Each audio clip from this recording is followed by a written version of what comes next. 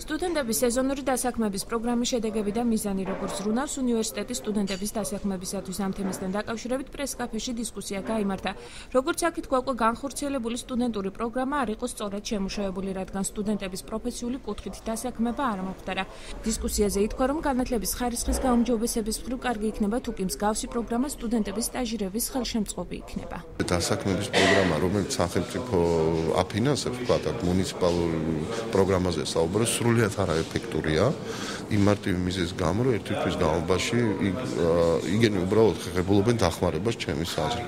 ამავე დროს ჩვენ ბიზნეს სექტორიც უნდა დავაინტერესოთ, თუ მოხდება მაგალითად ჩემის აზრით სტუდენტის დასაქმება, ბიზნეს სექტორს უნდა კონდეს გარკვეული შეღავათები, რომ ბიზნეს სექტორმა შეუქმნას მას სამუშაო გრაფიკი. მნიშვნელოვანია შემდგომ ის, რომ გაითვალისწინონ ის ხარვეზები, რაც იყო ამ დასაქმებასთან დაკავშირებით.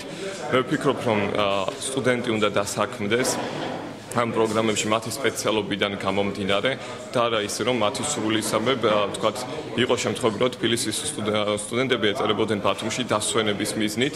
ბათუმის საკრებულოს თავმჯდომარეს მიაჩნია, რომ სტუდენტური დასაქმების პროგრამა პიარსა და ამომრჩეველთა მოსყიდვაზე იყო ორიენტირებული. როგორც ირაკლი ჩავლეიშვილმა განაცხადა, საომალოდ სტუდენტებს ბათუმობის დღესასწაულის ამზადიში ჩართავენ. მან კი ერი ფორმა იყო ის ფორმა, როდესაც სტუდენტების დასაქმება მიმდინარეობდა პოლიტიკური მიზნებისთვის და ამ სტუდენტებს იყენებდნენ ხშირ შემთხვევაში საარჩევნო ბატალიებისთვის. მე მგონი სტუდენტებს უნდა შევთავაზოთ სერიოზული, უფრო შინაარსობრივი დასაქმება და არა ვთქვათ ქუჩაზე მანქანების მიმოსვლის მოწესრიგება, ასევე სანაპირო ზოლის დასუფთავება და ასე შემდეგ. სტუდენტთა მხარდაჭერისა და მომსახურების სამსახურის უფროსი ართulis, რომ სტუდენტური დასაქმების პროგრამა ამორჩეველთა მოსყიდვისთვის იყო გათვლილი, თუმცა აღნიშნავს იმასაც, რომ იყო ხარვეზები, რომლის მოგვარებაც ეტაპობრივად არის შესაძლებელი. მთავრობამ სტუდენტი მოისყიდო 200 ლარა, 200 ან 500 ლარა.